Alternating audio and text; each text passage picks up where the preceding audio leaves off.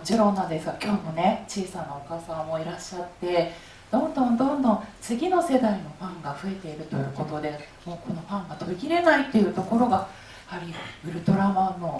ぱり、こう真髄といいますか、やっぱり素晴らしい他のやっぱりヒーローとは違うところなんじゃないかなというのを感じますね。それはね、円谷さんにしてもそうだし、やっぱり持続して今まで来てたというね、その実績があって、でもいい作品だからやっぱり忘れないで皆さんが見ていただいてる。これはね、やっぱり日本の誇るね、特撮ですね。古谷さん、先月はアメリカのフロリダにもいらっしゃったということで、日本だけでなくもう世界にもつながっているということですよね。そうですね、世界にウルトラマンの大好きなファンの方がいっぱいいらっしゃるという、それは日本で誇れるんじゃないかなと思ってます。先月このコロナ禍で行かれたわけですけど、フロリダどうでしたか？もうね、アメリカは全然コロナなんていうね言葉聞いたことないし、でマスクもね、こうやって皆さんしてますけどね、マスクしてるとね、なんでしてるのっていうね質問される。そんなです、違うんですね。でアメリカでもテキサス州のダラス行ったらみんなマスクしてました。でちょっとでもマスクずらすと「Hey you」っつってこうやれっつってね、ジェスチャーでねマスクをちゃんとやる。でそこで乗り換えて国内線でテキサスからフロリダに、フロリダは誰もしてませんっていうのがすごい前の大統領が今したところですからね。そうですね。マスクしてる人いません。本当にすごい、それだけのほんのわずかですけどね、すごい差ですね。ですから入り口に消毒液を置いてあるなんていう店一軒もないです。それから温度計なんてのは一切ないです。で握手は自由ですし、ハグは自由ですし。何人ぐらいの方とされたんですか？3日間でね5万人ぐらい来るすごい会場なんですよ。そこの会場で僕ら平気でやってましたから、もちろんマスクやってない。でたまたま行ったのは帰ってきたウルトラマンの菊池栄一さんなんです。で僕の隣にいてやっぱりサインして、でもお互いに映らないし、日本から行って4人全員映らないで帰ってきたんですけどね、5万人と触れ合っても全然大丈夫でしたね。向こうの人たちもなんかそういった意識はもうほとんどないですね。今さすがウルトラマンっていう声が会場から聞こえてきましたけど、本当にすごいですよ。平気で食べて、平気で飲んで、平気で握手してハグして。古谷さんも久しぶりにそういった空間で楽しまれたんじゃないですか？マスクなしの生活を。2年3ヶ月か4ヶ月ぶりですね、行って。でも前と同じように歓待してくれたんで、嬉しかったですね。でも日本に帰ってくるとまたマスクの日本に帰ってきたら大変です。これ、1週間隔離ですこれはちょっとひどかったですね。もう1週間隔離されてまた普通の生活に。そうです。普通の生活に戻りました。普通の生活に戻ったら今度はね地震になっちゃってなんかめちゃくちゃですね、日本は心をかき乱されることが多いんですけれども、ちょっと実相寺監督のお人柄っていうのは少し伺ってもいいですか？お人柄はまず変わってる方ですね一言で言うと変わっていると俳優さんとあんまり接点がありません。ウルトラマンの時は怪獣の方が実相寺さんは力入れてましたから、ウルトラマンはあんまり関係ないっていう、そういう監督でしたから、だから特撮の方にもあんまり来ませんし、だから僕との接点っていうのはあんまりないんですね。ウルトラセブンの時はありましたけどね、だからそういう意味では出来上がった作品を実相寺さんがどういうふうに思うか、どういうふうに言うか、で、ここはまずいよなっていうとそこは編集でカットすればそれで済むことですから、そういうことでうまくやってこの5本といういい作品が残った、だからそういう意味では素晴らしい監督だと思います。で実相寺さんが好きな作品の方がいっぱいいらっしゃる。で怪獣のデザインが好きだって方はまた違うんですよね。怪獣の1位は実相寺さんじゃないんですよね。だからそういうようなファンの方でも個々に僕は実相寺さんが好きだよ、僕は、飯島さんが好きだよとかね、三田さんが好きだよっていうふうに、みっちゃんが好きだよとかね、なんでそうなってるのかって、やっぱり作品が監督によっていろんなのができたからいいんじゃないかなと思ってますね、今でもね。でもそのウルトラマン大変でしたけどね。そうですよね、それぞれの個性といったらいいですが、作品を全て古谷さんが演じられているわけですからね。39本とプラス1ですね。プラス1分かりませんね。わかりますか。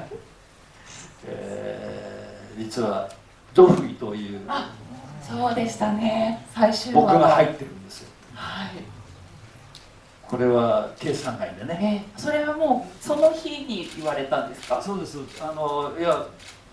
ウルトラマンがどういうふうに消えていくのか、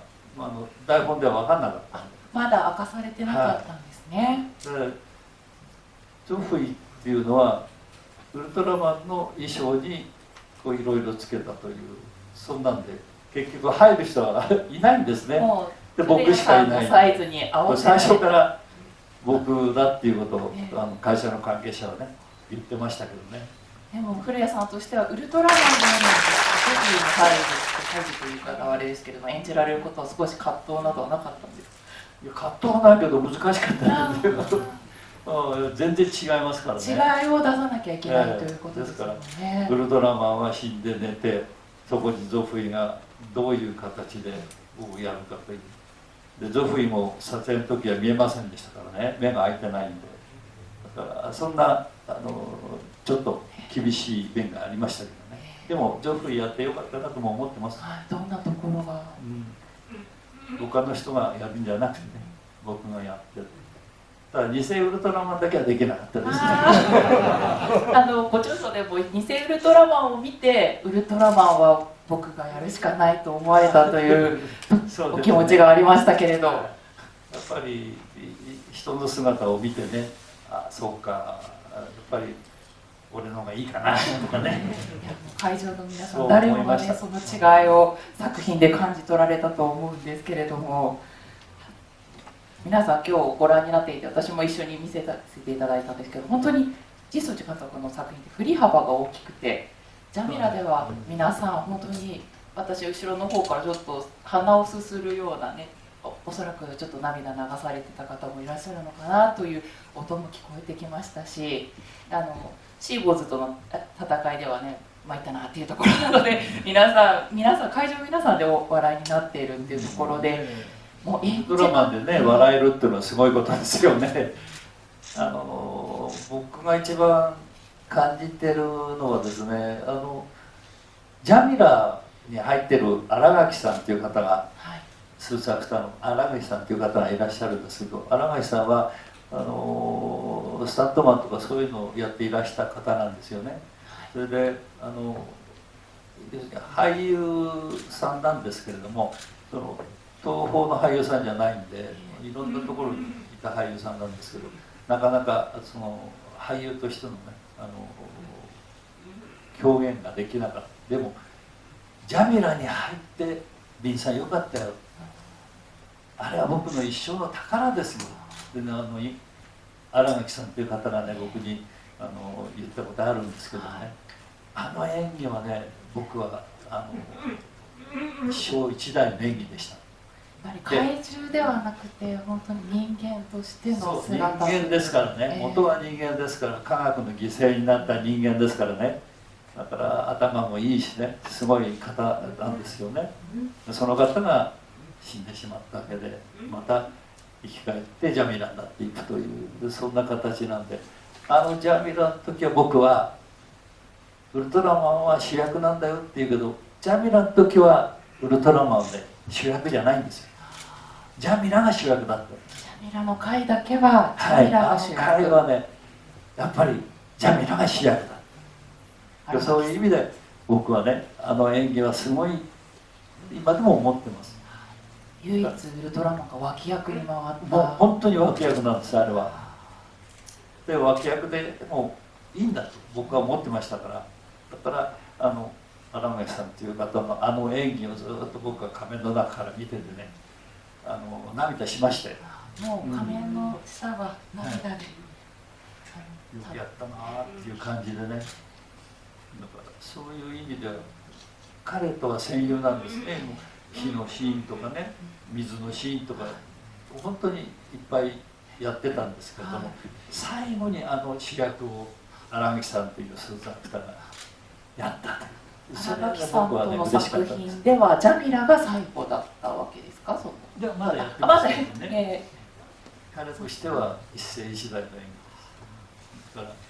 らいつも、まあ、本にも書いてましたけどね、いつも荒牧さんのことは言うんですけどね。荒牧さんの子供さんがね、お父さんのことをこんなに書いていただいて、こんなによくしていただいてってね、電話が来ますよ。もう荒牧さんにとってのその代表作というか、もう宝だと。78世に行かれた方も増えてしまったんですけれども、そういうねドラマがね、ウルトラマンの中の39本にねあるんですね。もうね30分じゃとても語り尽くせないものなんですけれどもね。そういうものを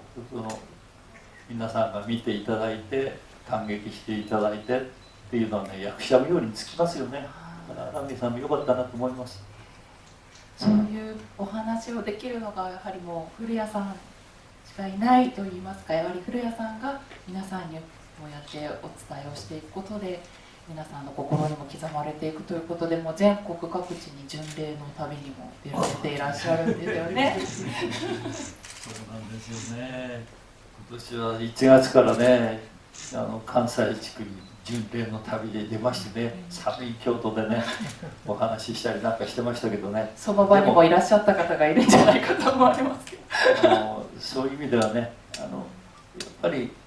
ウルトラマンを愛してくれる皆さんがねいてからね、僕は元気でいられるんでね、嬉しいと思ってます。皆さんね、古谷さんのご活躍をこうやって皆さん足を運んでね、実相寺さんの話なんですお願いします。実相寺さんっていうのすごい学生の頃にね、すごい頭のいい方で。そうなんです。もうそのお勉強の方もいいってことです。そうですそうです。すごいらしいんですよ。どういう噂を聞かれたことが。大学時代にね、外交官のテストで受かってる。公務員ってことです。国家公務員の外交員ですね。英語が堪能でいらっしゃる。英語じゃなくてフランス語なんです。フランス語ですか。だからジャミラの語標がフランス語だったとかそういうことがあるんですか。なるほど。だから意外にね、映画監督なんかやらないでね、外交官やってね、外務大臣かなんかできる人だと俺は思ってるんですけど、性格だと大臣無理かなと。そうです。人を映画監督でよかったかなと思ってる。そうですか。そんなにすごい方なんですよ。なんかフランス語をそのお仕事なさってる方に教えられてたんじゃないかっていう話。そうです。なんかロケ行ったりなんかフランスへロケ行ったりなんかすると通訳は全部西総司がやったって。そんなお話があったんですね。もうすごいらしいんですよね。これも僕実相寺ってこうよって教えられた方いらっしゃるんですけどね、その方が美術さん上つなぎじゃなくて、実相寺こうなのよ、だからこういうことをね皆さんにお話しなさいよって、ね、言われましてね、まあ、すごい学生で外交官の試験変わらないですよね。でそれがどうして映画監督になられたんでしょうかね。やっぱり映画が魅力なんでしょうね。やっぱり自分の表現を作ることができるっていうことの方がやりたいことだったんでいらっしゃるでしょうね。昔の映画やっぱりすごいですから、そういう意味ではやっぱり憧れる職業だったと思いますよ。もし外交官になられてたらこの5作はなかったということですもんね。もちろんそうです、他の人がやってたかもしれないけれども、こんなに55年経って皆さんが応援してくれる作品にはなってなかったかもし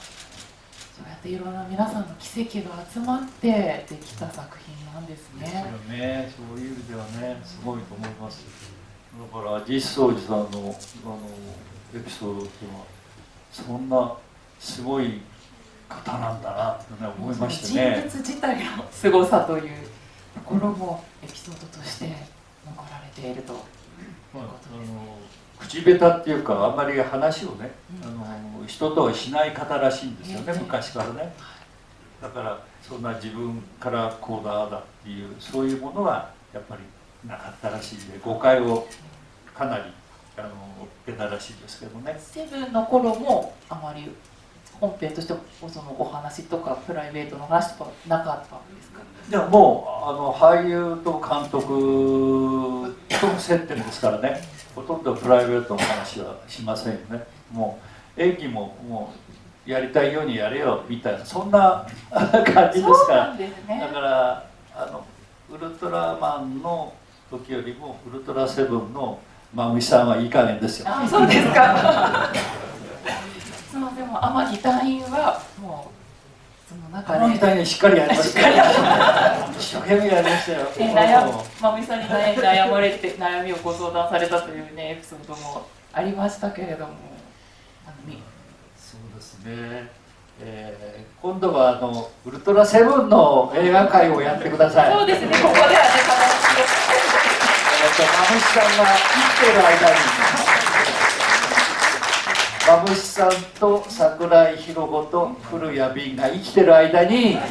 一度やっていただければ、またゲストとして皆さんの顔を見に。ぜひぜひこの機会を楽しみにしております。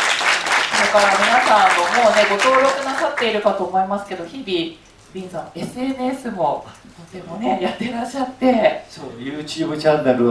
ぜひ皆さんにお友達その関係者にちょっとチャンネル登録をお願いします。まだまだ足らないんで、もう少しになると今度すぐ皆さんとこう行き来できるようなそういった中継ができるように。なるほど、はい、古谷敏夢道 TV ですね。はい、はい、今もしよかったらスマホ出してチャンネル登録していただいて結構ですので皆さん登録してくれる。そうですね。今もう1400。皆さんの今度つながりでこういう言葉でいけないんですけど、マルチ商法じゃないですけどちょっとねネズミ講みたいな感じで